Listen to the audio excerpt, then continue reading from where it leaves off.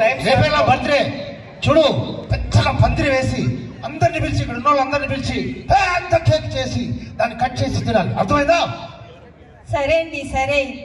ఇప్పుడు నీకు అర్థం కావట్లా, నెక్స్ట్ వీకే మన వెడ్డింగ్ డే, గుర్తుందా?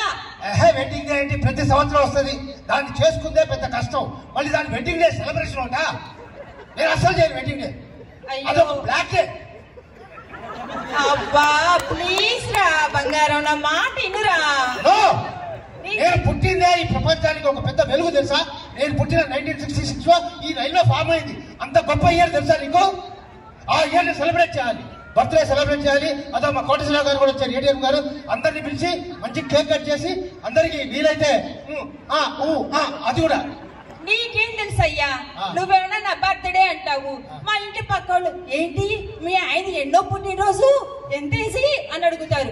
అందుకని నాకు భయం, అందుకే పుట్టినరోజు చేసుకోవద్దురా. అందుకనే కదా మ్యారేజ్ డే ఎన్ని సంవత్సరాలు అయిందంటే నేను ఎప్పుడు ఎవరు చెప్పను. 35 ఏళ్ళు అంటే ఈమెకు 35 ఏళ్ళు అయితే ఆ పెళ్ళి అనుకుంటాను. నేను ఎప్పుడు నిన్నే పెళ్ళయిందంట.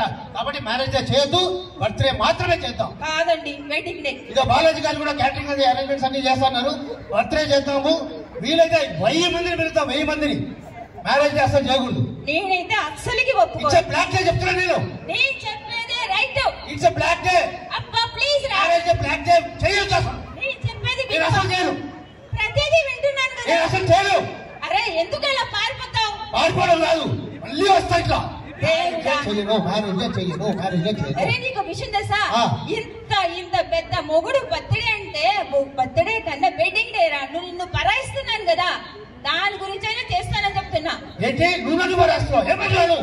దేవుడా, పెళ్ళైనప్పటి నుంచి నా చుట్టంతా ఉడిపోయి చూడు గుళ్ళు అయిపోయింది. పైగా టోపీ పెట్టుకొని అందరు సిగ్గుపడతారేమో. Time up. Thank you.